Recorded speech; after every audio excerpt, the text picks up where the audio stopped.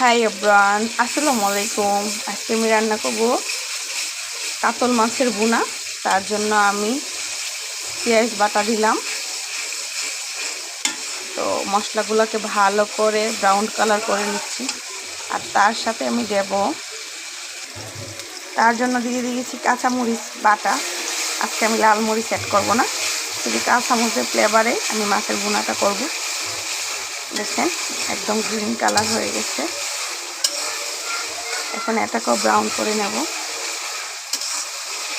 পেঁয়াজ আর কাঁচামরিচ বাটাকে ভালো করে ব্রাউন করে নিতেছি।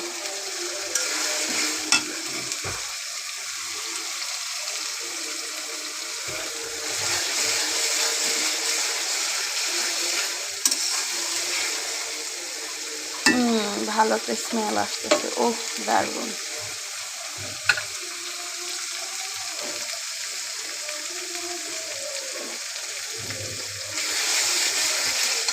আর ওইদিকে আমি মাছগুলোকে ভালো করে ফ্রাই করে মুচমুচে করে নিয়েছি।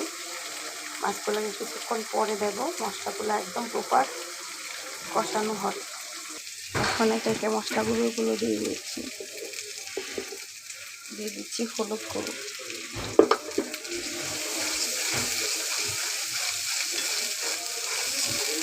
আর সাথে অল্প একটু পানি অ্যাড করে দেব।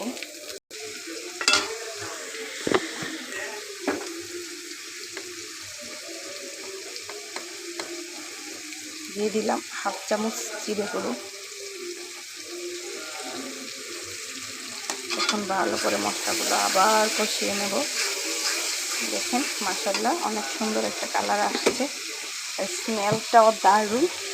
এখন আমি এগুলো মাছের পিসগুলো দিয়ে দেব। বিসমিল্লাহ।